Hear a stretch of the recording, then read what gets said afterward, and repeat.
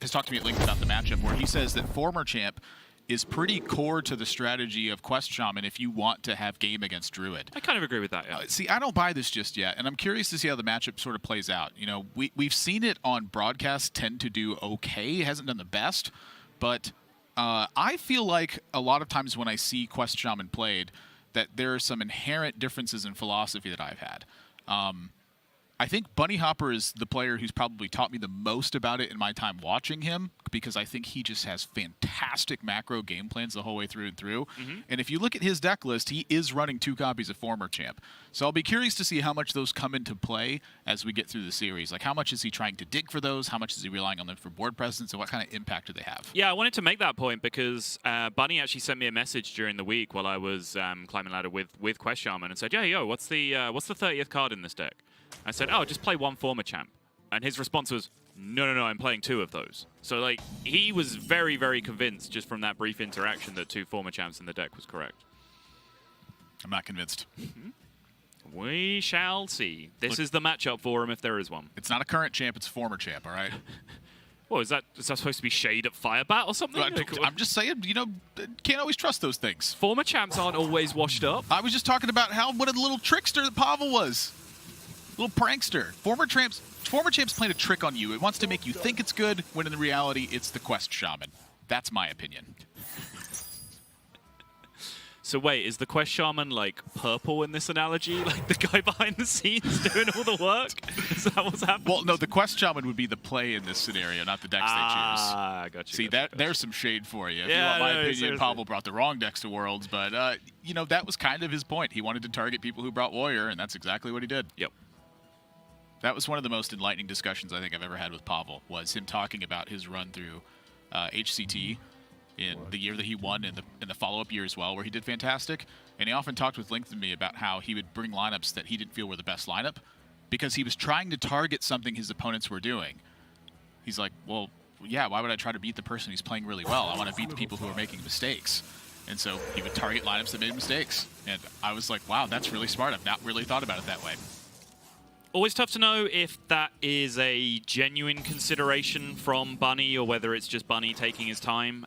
He had Evil Totem, which seemed like fairly straightforward. It's extremely unlikely to get Wrathed on turn 2 from Parvel. You can see Parvel even had the Wrath and turned it down just to get the tick on Quest.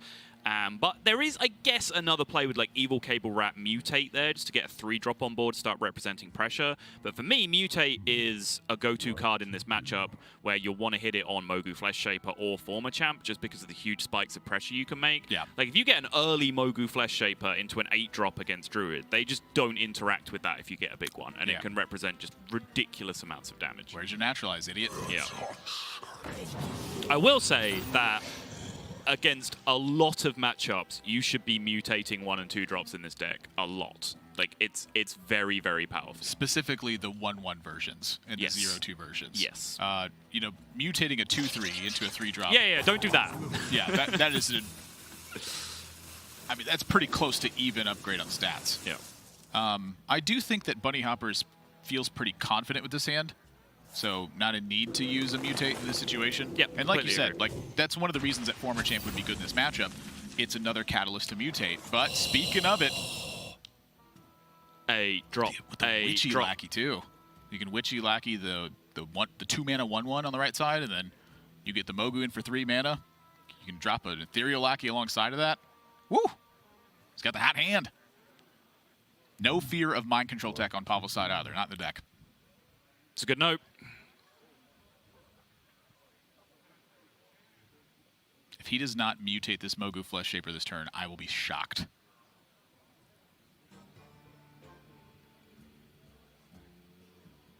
Alternative play is probably Bog Slosher at an immediate look, just because it generates a fairly similar pile of stats. You get another 2-drop off the Faceless, and you get to replay it in its buffed form afterward.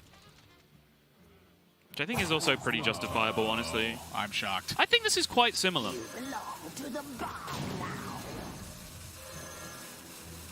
So you added 2 stats to board, then you added 4 stats to board, 5, 6, added 7 stats to board. I don't know. I'm not convinced.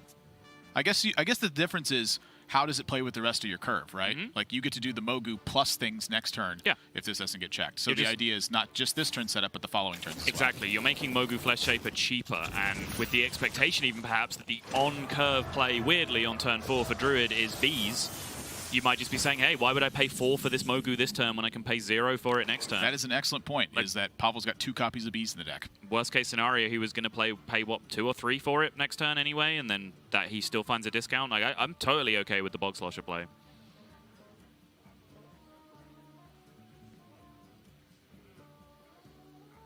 I wonder.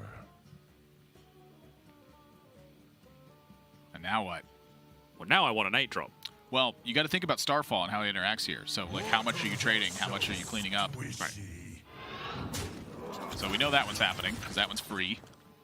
We know that one's happening, because that's what you do with the card. We know that's getting upgraded, because you want to be outside the range of Starfall. The Nine's got some hot drops, too.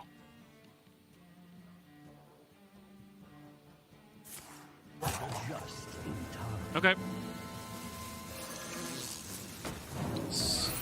Gonna go full face here. So he can protect his 3/3s from Starfall by trading with his 2/3s, but you do kind of miss a lot of damage there anyway.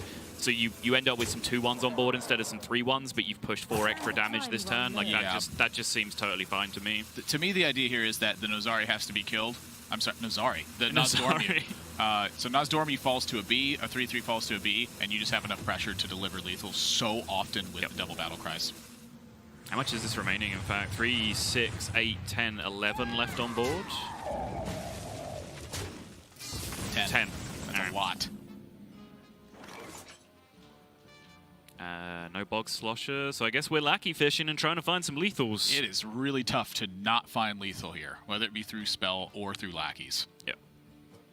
So if he goes Hero Power first, then Cable Rat, if he doesn't find a Kobold Lackey, he can play Ethereal Lackey for specifically Lightning Bolt to get himself out of it. I'm curious if you Ethereal Lackey first for things like maybe a Bloodlust, Rockbiter weapon, Lava Burst. I don't think Bloodlust is the out, just because it seems significantly... You'd have to only take 1 spell to fish for Bloodlust. So I think that one is out of the picture.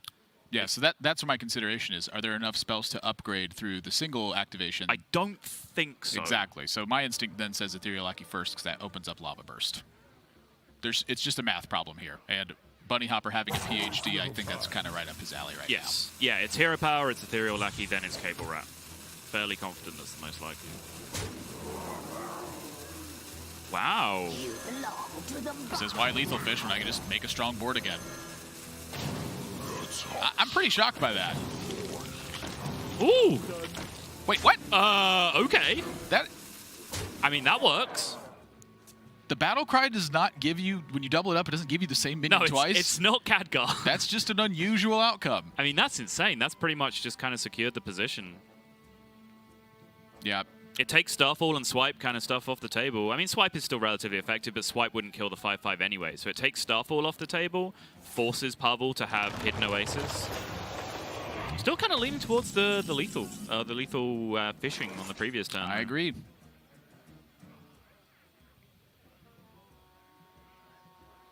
So now, assuming 7 goes into that 6/6, he's pushing 7 to face. I don't think you want to trade your 5/5 into it. Yeah, there's actually not a way to just deliver 6 clean points here. Well, you can trade the 2/3s, right? You have to find something to deliver 6 clean is all. Yeah. It's kind of weird. Nothing. Just unusual.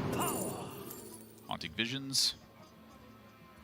You could also I might just take the Earthquake here, to be perfectly honest. There's also, I think, some argument for elementary reaction, Earth Shock. And the reason why the elementary reaction ends up being beneficial is because with Bog Sloshers and with Sandstorm Elementals, you often have the duplicate on the card draw active. Like, it's just unintentionally active a lot. So 13 now goes face with the Earth Shock.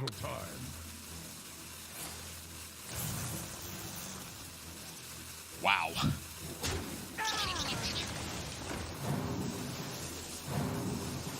We've also seen Bunnyhopper be particularly careful with Sandstorm Elementals in this matchup, which was something I learned a lot from watching him in his first go-around with this deck, is that that particular card allows you to counter-punch against Oasis Surgers. It allows you to battle through the hidden Oasis taunts that come down if Cenarius hits at the later stages of the game.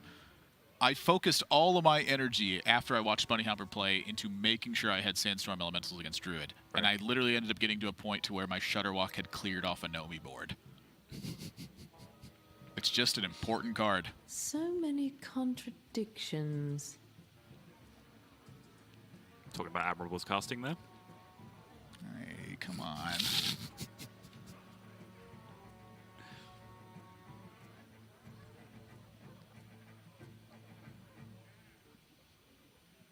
Rough choice, honestly. Cenarius most likely going to end up too slow in this position if he's just fighting to survive. Yeah, we should do the heal, right? Ancient of War, extremely vulnerable to Earthshock and Hex, and he knows that there's a bunch of random spells been picked up, so yeah, he just defaults down to the most like vanilla defensive thing he can do this turn. I love how it shows the option of dealing 2 damage, but it's like, wait a minute, that's not a minion. Yeah, Starfall off the table just because of the two eggs sitting on board.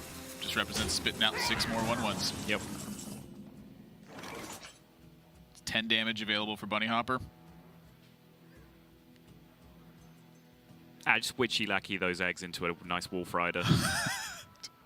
So single activation. Yeah. You're like, yeah, I'm just feeling raid leader here. You just do it with confidence. What to do?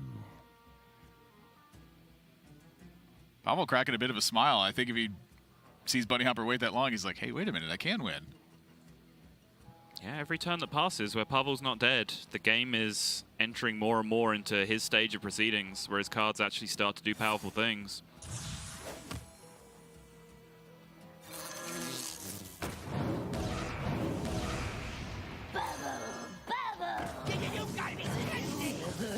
Ugh.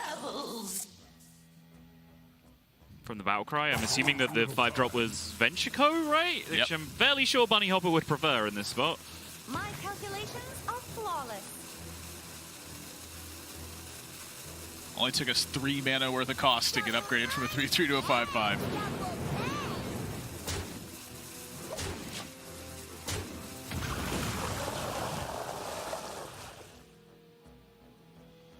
Ooh, now that bees does enable the board clear. Yeah, that does. That's a big deal. I'm going to be honest here. If Bunnyhopper gets punished by not going for lethal in that previous turn, like, that just makes sense.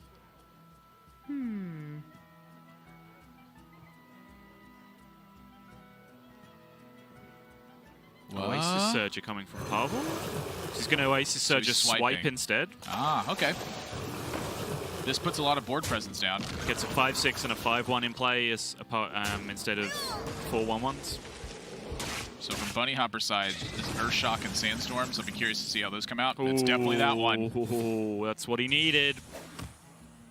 Incredibly dry hand without that. Dead card. Not dead card next turn. Sandstorms, I think, definitely lined up here. Perhaps just one of them. Leave around a 5/1. 5/1's not too threatening. Or it'd be a 3/1, actually, if you were shocked.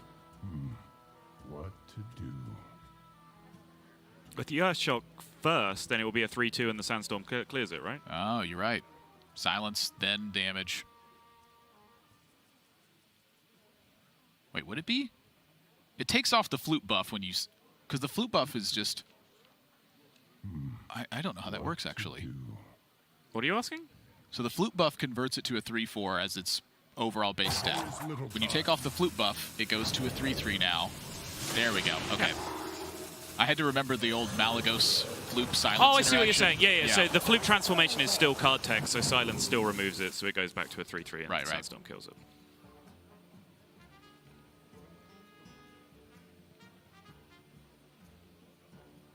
Oh, it's 11 mana accessed if you nourish.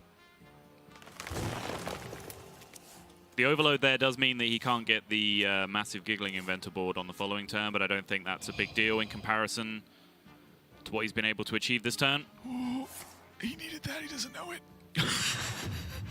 He needed to not get hit in the face with these minions. He drew an Anubasath. He needs his Anubitas to stick on the board so he doesn't get hit in the face with other minions. It's gonna be something. He's really gonna need that star. All right, Kobold Lackey, come on. No, you giggling every time, right? Right? Look, if we didn't go for the lethal earlier, I want the board now. All the starfalls are gone. Also, I was wrong last time. I thought he was going into 2 overload, but he wasn't. He only has 1, so he can still make the full Giggling Inventor, in which case, yeah, you probably just make the full Giggling Inventor. Can't believe that card cost 5 once upon a time. Dude, seriously.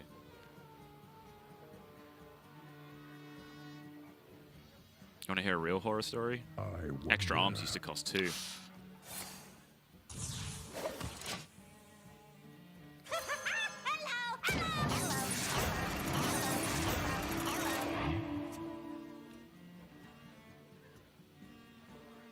That is a very dead draw for now. Well, Pavel is still technically alive. You'd have to expose the War Druid Lodi, but you get an additional taunt that way. You play it and actually rush it in. You don't just keep it hidden as we've seen to be the standard. Yeah, I mean, he is just technically alive, but he should know that there is a Sandstorm Elemental in his opponent's hand if he's been keeping track of that being the elementary reactions draw.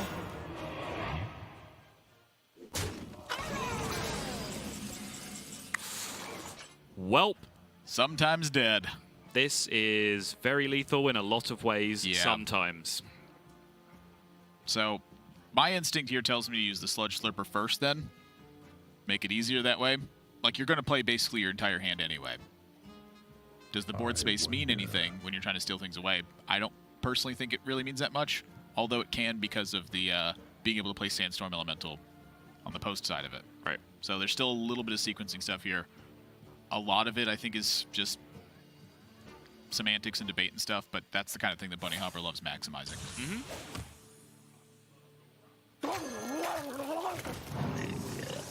There it is. First one out and second one out. Sludge Slurper is like, yo, you should have just played me last turn. Like, come on, I got you, bro. What do you think you're doing? Just play. And both these players sit at 3-1 on match score as well. So this is a big match on both sides where whoever wins this one takes the lead in their division. Huge implications for both players. We've heard Parvel say multiple times that he really, really wants to be regarded as one of the best players still. He wants to prove that no one is better than him. Bunny, almost dismissive in the way that he answers that question. Like, you hear it in the piece that we ran just before this, where he says, what motivates me? Like, I want to win. Dumb question. Like, Next question. Yeah, move on. Why am I here? I won championships. Next question. What's my name? Bunnyhopper. Yes, I like cute little fluffy animals. Next question. I remember asking him right around the time that Battle Royales were like the big kick, like it was like the new thing and all the cool kids were doing it. I actually played some BRs with Bunnyhopper, and I was like, we got on the topic of where he got his name from, and he started expressing to me at length the amount of time that he spent playing FPS games and how the thing that he always loved about players in those games were the mechanics. And so learning how to do a mechanic called bunny hopping, which just accelerates your movement speed and gives you better control in some scenarios. And I was like, so your name is Bunnyhopper because you got so good at the mechanic bunny hopping that they just called you Bunnyhopper instead of what your screen name was? And he's like, yeah, that's right. So all the way back in 2015, Bunnyhopper qualified for one of the very, very first seasonal championships in that new format as a complete unknown. No one knew who he was. The majority of the players who did qualify for that were complete unknowns because it was the first time we shifted to an open system and the actual good open players got to show that they were some of the best players in the game. Bunnyhopper was one of them, and I went deep in the tank, just like Google researching him, like trying to find information on him. One of the only things I could find was like a stat tracking site on like a CSGO website or something. I was like, all right, fair enough.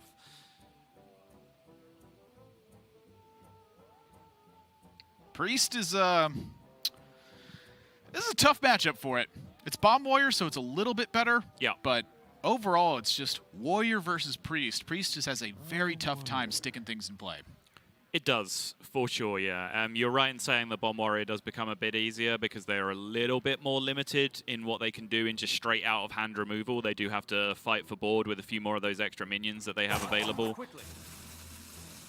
But it's one of the few go-to decks to really keep Priest on a tight leash right now.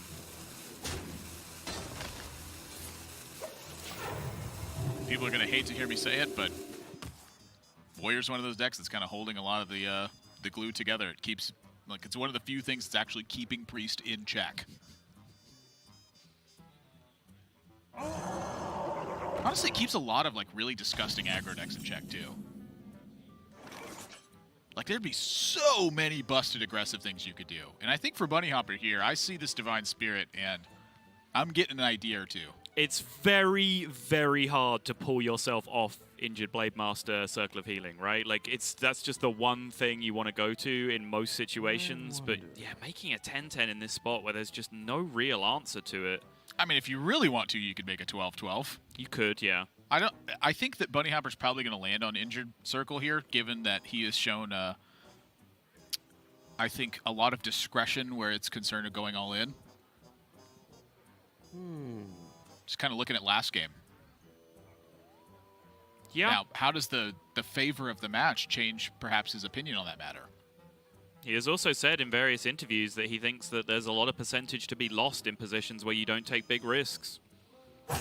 But I think the word risk in Hearthstone is extremely nebulous as to what it means. It's where the debate about right and wrong and play styles versus just making the highest win rate play just really like comes to a head. Yeah. Like I said, it's really hard to have an injured Tolvir on board, an injured Blade Master in hand. Both of those cards say injured on them, and you have a healing card with 0 mana in your hand. Like, that just makes sense. And just logically, this is the right way to go about it as well, because your Injured Blade Master isn't contested by anything in Parvel's deck there either. And then so you have a 7 health base on the board for the following turn if you want to go that route anyway. All right. I am in firm belief camp that Bunnyhopper is not going to be making a big minion. I think Psycho Pomp is extremely powerful this turn.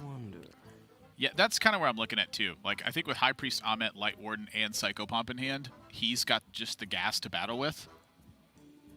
And so, in my opinion here, if I had to just try and predict the future, I think he's going to try to play it a little bit longer. And then I think the next couple of draws will dictate where this ends up landing. If that Light Warden had, say, been a Power Word Shield, you might be looking at a totally different story. Right. At that case, you might be looking at trade into the 3-2 with the 2-3, load up, make the 18 attack here, and say, go ahead and 50-50 the brawl. You do run into a slight issue with Ziliax if you make that play as well. You just don't have any answer to the big Ziliax. Just top deck of silence. Sure. Don't be a big baby. I think that trade is smart as well. It would seem like the obvious play would be to send the Tolvir just into the 3-2 and take your face damage and then do the same thing. But because of those magnetic threats that I was talking about, and even Dynomatic, like this makes life a little bit more awkward. He just has to suicide a 3-2 into a 2-6 to play a Dynomatic here. Doesn't have to. He doesn't have to. We have even seen that exact thing from Parvel in this tournament. No. Sometimes that's just going to be one of your best chances. You know, it's rare, but the point is opportunity. Whereas trading. Trading's so final. It's done. I've got more left in me. Pavel making nice use of a Super Collider here to just keep cleaning up board, too.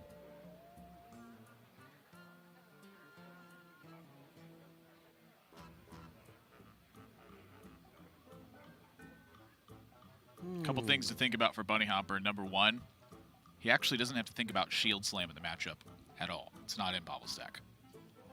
Number two, no Plague of Wrath, no Execute effect, nothing like that. The major removal points are Restless Mummy and Brawl. Super Collider's the big kicker. That one's kind of interesting, but honestly, I like that card a lot in Bomb Warrior. Why is that? Specifically, it's because your opponents try to offset your aggressive play by getting on board. And so in spots like this, you get to make use of Super Collider. It's like a way to claw back into the game without just having to shove all your pieces into the middle and hope that it works. Okay. Dynomatic, I think, is an important card to Warrior, obviously, but we've been seeing Control Warriors cut one of them sometimes. Like, Bomb Warrior does not have that liberty. Right. It has to play Dynomatic because you've got to get that board tempo. Ooh. If this is the whole turn from Bunny, he's going to be in some trouble. Yep, Parvel, no hanging about. He sees 5 health, he jams the Dynamatic. It's going to be uphill for Bunnyhopper from here.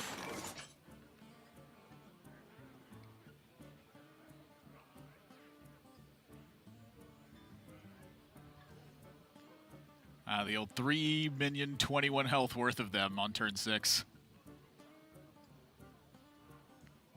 Yeah, unfortunately, Brawl doesn't care too much about your minion's health. It's a true story. I'm curious how much that, you know, I think Bunnyhopper's turn here, it'll be interesting if he deviates from that. But on Pavel's side, I'm looking at how you want to distribute that Brawl. Like, do you use Super Collider first and then trade with the Dynamatic first? Like, do you want to weaken across the board before you Brawl? Really, most of the objectives, I think, go to Pavel's side, where it's Bunnyhopper, it's create the most annoying objective, and then Pavel's is figure out the right tool for the right job. The response might not even be Brawl from Parvel either. Very easily be Ziliax. Ziliax plus the Super Collider hit can take care of one of the 7 health minions anyway. He only really leaves himself vulnerable to, like, 3-card combos. Oh.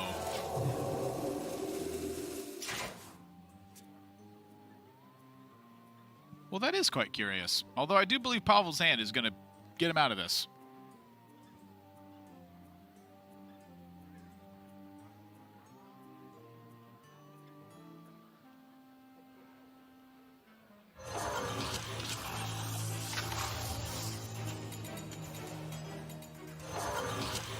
Loading up Snip Snaps, doing the responsible thing, trading into the Armet here. Bunnyhopper does get himself an injured minion on board, so he can start drawing some cards if he wants to. So Divine Spirit there would have been 1 damage off lethal. 9/18, yeah. So if Bunnyhopper plays Northshire Cleric and heals, he has Power Word Shield for lethal? I'm sorry, Power Shield into Divine Spirit for lethal? Does he have enough? 1, 3, 5, 6, 7, yeah.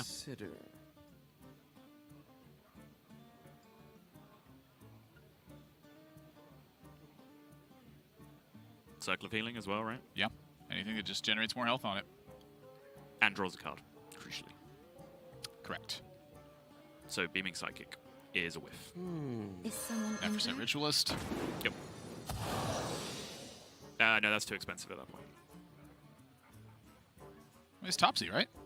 Oh, yeah, it's Topsy. Yeah, okay, good point. Quickly. Oh!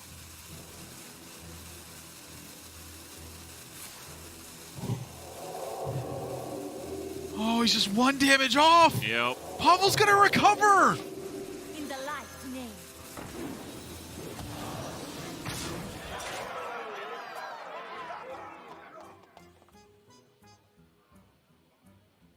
Maybe not, though. I mean, like, Silence is still in Bunnyhopper's deck, too. Right. So the problem here is if he plays the Ziliax to recover health, then the Armet lives. Oh, boy. You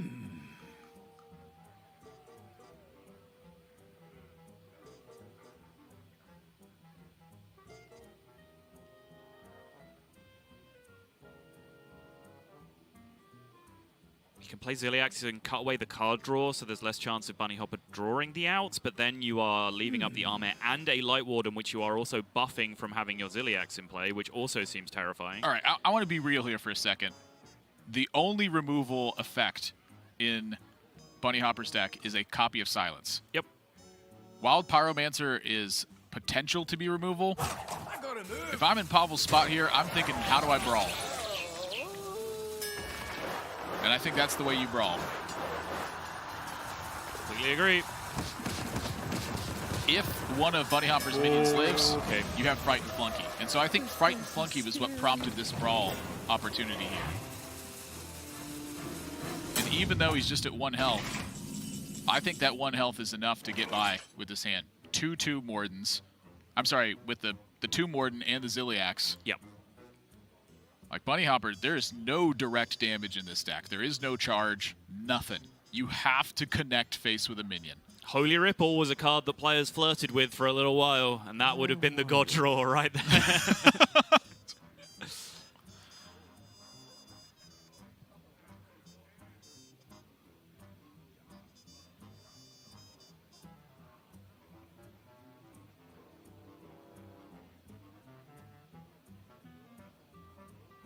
I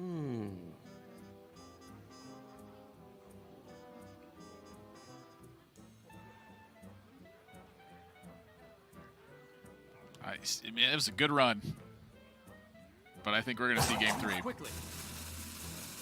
That's just the nature of it. Priest is, I think, right now inherently an aggro deck. The brick wall. He needed Bomb Somebody that turn if he was going to have any real chance of digging himself out of it. He needed the card engine. Just get a couple of beaming sidekicks, North Cleric, another Light Warden. Give himself the opportunity to make another huge board further down the line. With the Brawl gone from Parvel, he might get something to stick. Probably just too late now.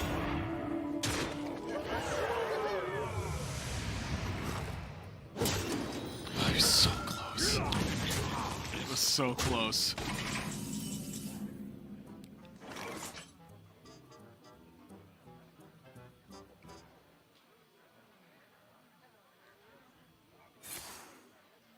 Bunny gonna wait to L.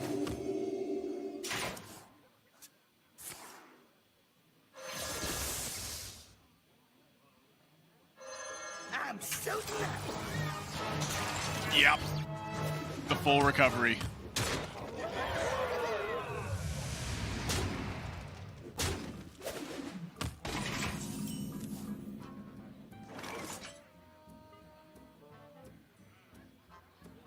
Is someone injured?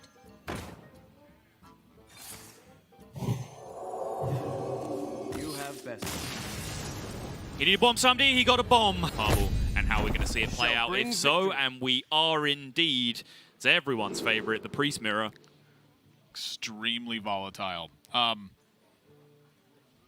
As you might have guessed, I do agree and disagree with you. I think the Whoa, Bon Somebody no way. is a fantastic inclusion. It does come with some cons, though, which you mentioned the consistency of curve. That's definitely one of them. But the second one is that when you have a slower card that's more dedicated to the late game and you're including beaming sidekicks alongside of it, what ends up happening is that your deck does get thinned from some of the tech options you could have. There's a little bit less, spell tricks that are available in the deck.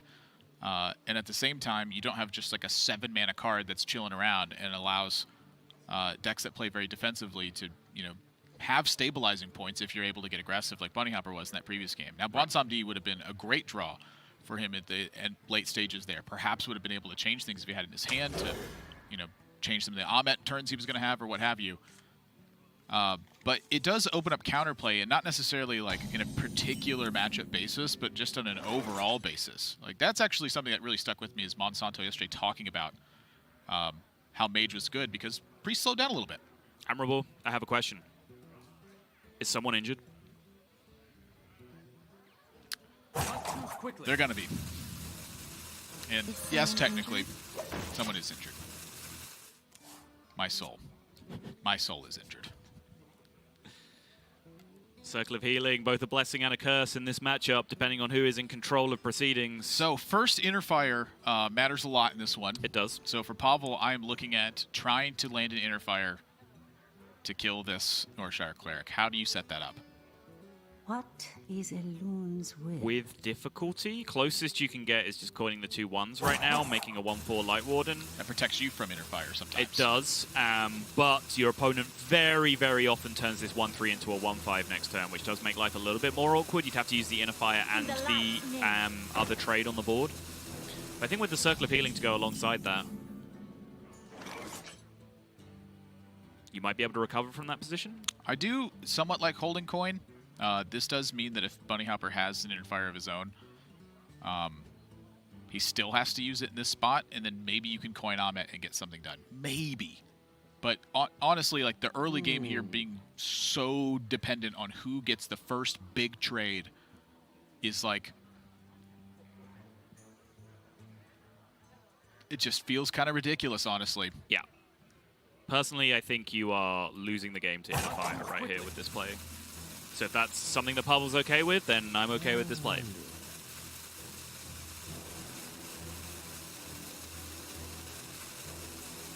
Hey, I got you, friend. No attack. No attack indeed. You can see what I mean as well about Circle of Healing being a blessing and a curse depending on who's in control. Second beaming sidekick. Wow, that's huge. Hey, I got you, friend. because Bunny would have loved to have drawn a couple of cards off that Nausea Cleric on the previous turn, but because it was a Light Warden in play, the Circle of Healing was just a liability to making this trade happen. Oh, dust your hands off. You already did.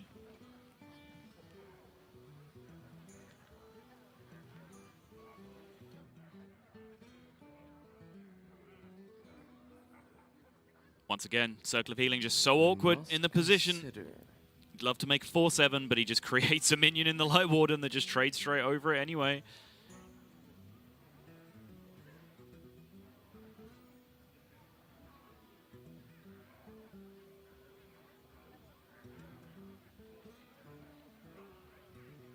That still frame smile is seeming less accurate now. It is, yeah. I think the actual current real-time look on Bunnyhopper's face will be very different.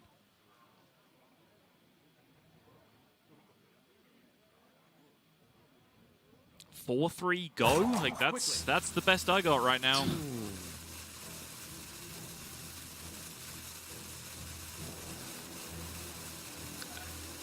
I mean, you got to accolade, right? You just have to draw something. But what is that something? Excellent question.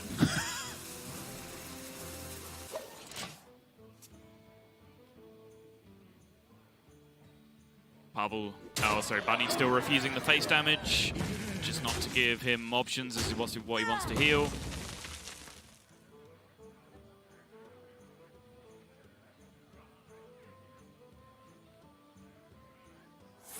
I guess doing it this way around, you can get the Acolyte traded into, you can draw some cards. If you start to pick up Pyromancer pieces, Silence. then you can get on board with the Blade Master afterwards. Silence does the same job. So he buys himself in his mind back into the game. He sees the High Priest Ahmet come down and then has to figure out the rest of it. So if that's going to be the case, do you Injured and Power Word Shield, or do you Injured and Circle of Healing? And my head would say Power Word Shield because A, you want to keep drawing cards, and then B, you want to make use of the Nephroset Ritualist, and ideally alongside a Healing Matters effect. Yeah, I think I agree with you. If you can find Cleric number 2, keeping hold of these healing cards can also just swing this game enormously. But I think what's also interesting here is that Bunnyhopper kind of is the player with more inevitability here. If he can just stalemate for as long as possible, he's the Bonsam D-deck, so if he can get to that point, he's going to be the player more likely full on resources as he gets later into the game. One card can change everything, and that one card was Silence. Yeah, sure.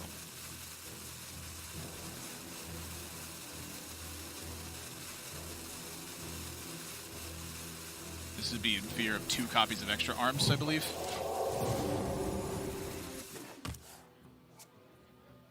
On Pavel's side. At 4/5, extra arms will trade off the Injured Blade Master. Yep.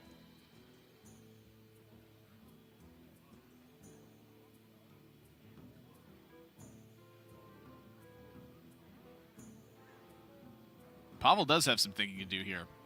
I wonder. He plays High Priest Ahmet. I see a dark Sees Interfire on Bunny's side. Ooh. That's going to leave a mark. Is this... Oh! Is this What? Is this the rarest of beasts, Admirable? An actual swingy priest mirror? He drew the Silence and he drew the other Northshire Cleric with the Power Word Shield of the Injured Blade Master. Like, he hit the actual right outcomes to make this happen. That is unreal.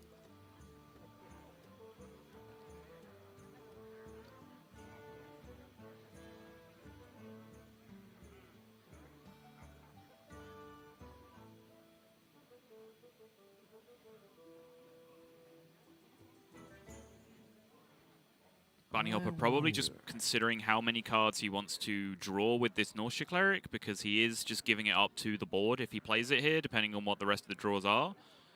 And with Nephroset Ritualist already in hand, there is the opportunity to draw multiple cards off this Cleric in the future, which could really just seal this game. Like, the inner fight, this part is happening. Like, forget about this part. He decided on that part, second one of this turn. It's just, does he just heal and hold the Cleric? Does he just play the Cleric? Does he play the Cleric and the Nephroset Ritualist? Like, all 3 combinations of possible cards this turn are viable, I think.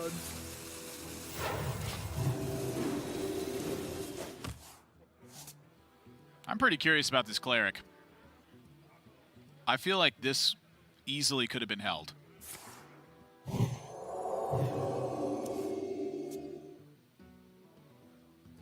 Certainly could have been. But I think now Bunny just wants to fight for board with the security of the 9/9 he has. So picking up like an injured Tolvir here, picking up second Blade Master to go with the Nefset Ritualist. Turn, though, right? Say again? You can just always do that next turn? Is it just about mana expenditure? Well, so if he does it next turn, he's not playing a big board this turn. He's accelerating the game by a turn by doing it this turn.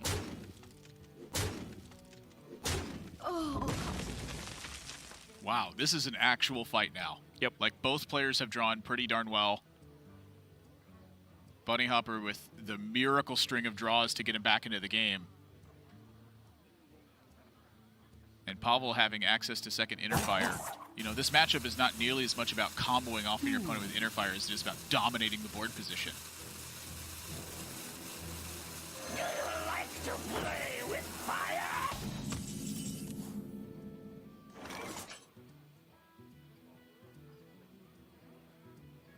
Huge Nefset turn.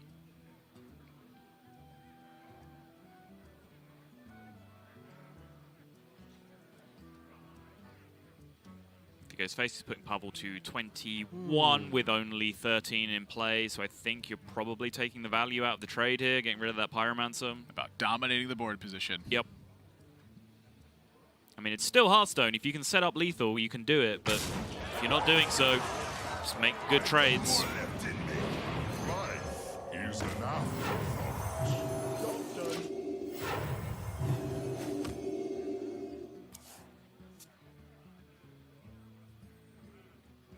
Oof.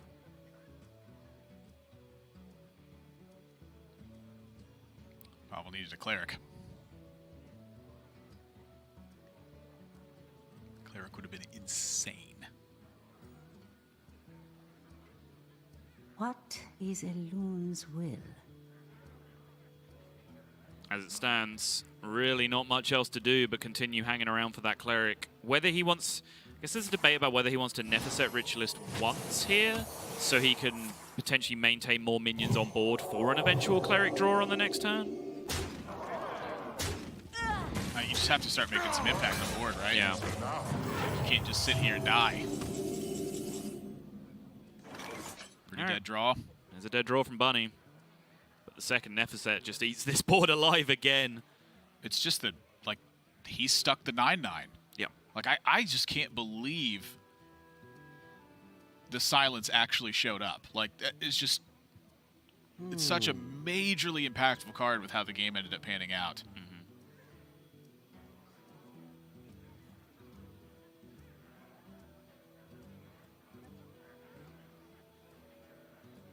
And I'm seeing Northshire count is 2-0 over on Bunnyhopper's side. And if Parvel does not draw Northshire next turn, he may not have game. If he does draw Northshire next turn, I will be very curious to see how big of an impact he can make.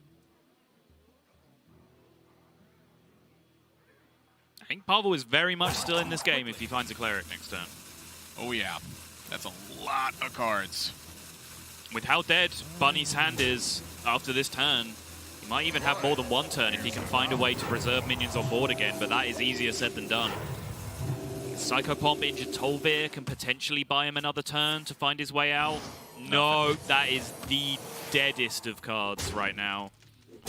But again, yeah, I think this Nefset has to get played because he needs to create another board state that Bunnyhopper can't just immediately clear. Bunnyhopper's the one drawing the heat, though. The end begins. Let the pain speak to I me. saw 1-3 and I was I like, no. Cleric count 3-0. Yeah, but No, it's the bad cleric. So it's just one more turn. Parvel, if he draws Northshire Cleric exactly on this next turn, he's got game. If He it's has. not next turn, I think he's finally pushed out. He has. That one extra turn passing because Bunnyhopper actually drew something relevant could make an impact, though.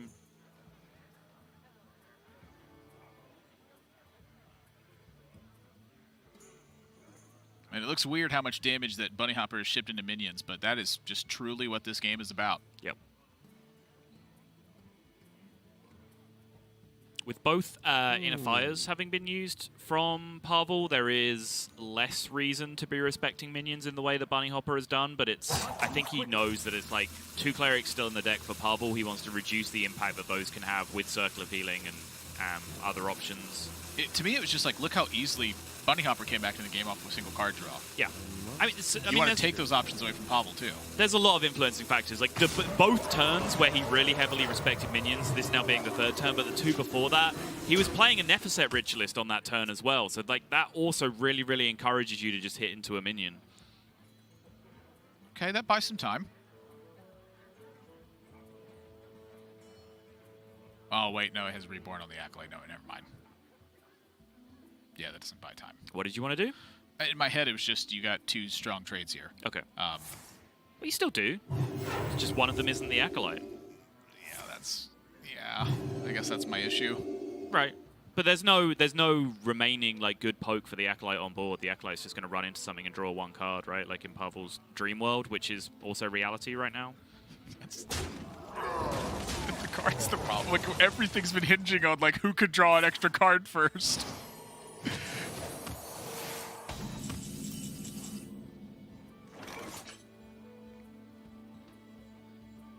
But yet again, like, honestly, like, obviously Cleric is the hugest draw for Parvel by a long, long way.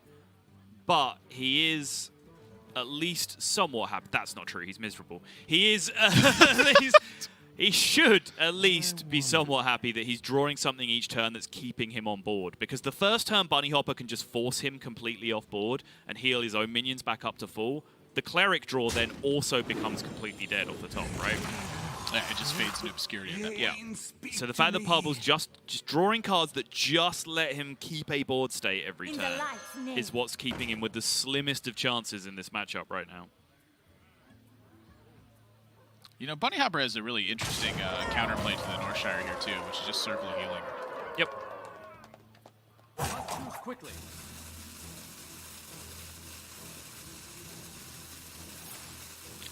Yeah, I think the Northshire might be too late. With 2 Circle of Healings in Pavel's hand, that's not necessarily the case, but Hey, I got you, friend. it's do or die. Has to be Northshire. If he finds Northshire, but takes the heal and then finds a Pyro, he might be in business. That is about as far removed from that scenario as I can think of. I think Parvel's dead. Because now he has no board next turn, and that means his Cleric is dead.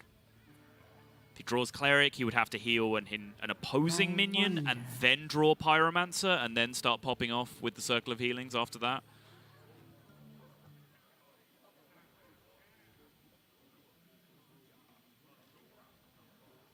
On top of which, there's only 1 Pyromancer remaining in his deck. I just can't believe this all turned around from a silence. A 0 mana classic card. Yep. Oh, the utility it brought.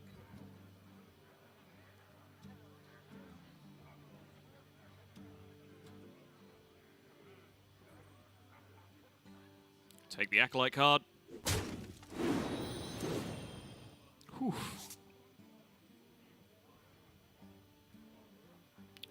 That's a pretty big draw. To play with fire? Gets to push 9 with it, gets to draw cards off the Acolyte with it.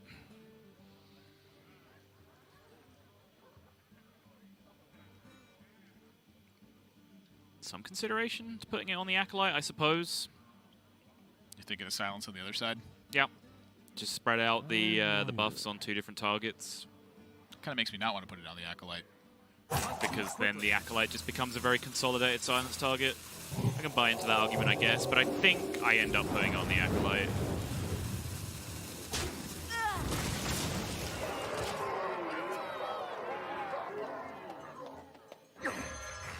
I've got more left in me. Parvel just hanging out. Just playing his 1 card per turn and waiting for a Cleric that seems like it's never going to come.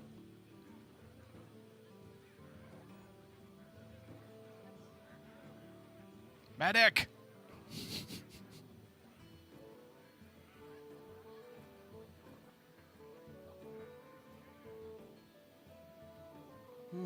This turn's really awkward.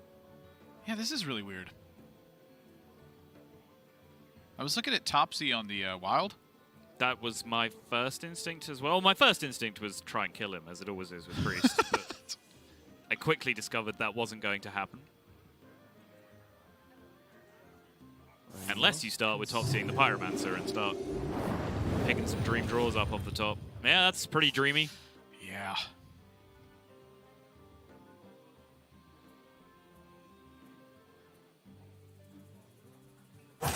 Quickly. All this stuff getting injured, though. This does make Norshire a live draw. Yeah. Bunny out of Circle of Healings, which is a huge impact on this turn as well. Just got even bigger. Just gonna hold.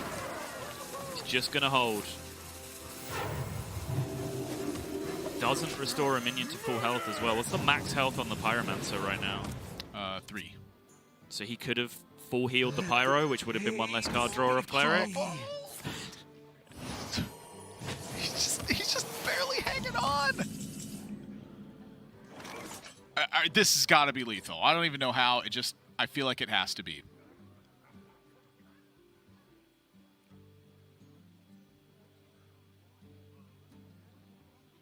Hang on. So heal the Acolyte to 6, Divine Spirit it to 12. It will go down to 11 if the Pyro was alive. Right. So you then push 20. Yeah. No, I spotted it. Yeah, it's lethal. Yeah, there's a number of ways to do it, but basically it's like Powered Shield, Heal, Divine Spirit, then Inner Fire. On the Acolyte. Or on the Injured Blade Master, that's 9, right? I mean, either way works. You have so many ways to do it that you have lethal here. Well, it's just more, like, it's always more damage to do it on the thing with Yes. the lowest attack to begin with. If you're going to make them similar health totals, I should add the caveat. So then you traded your Wild Pyro so it stops activating, heal it up.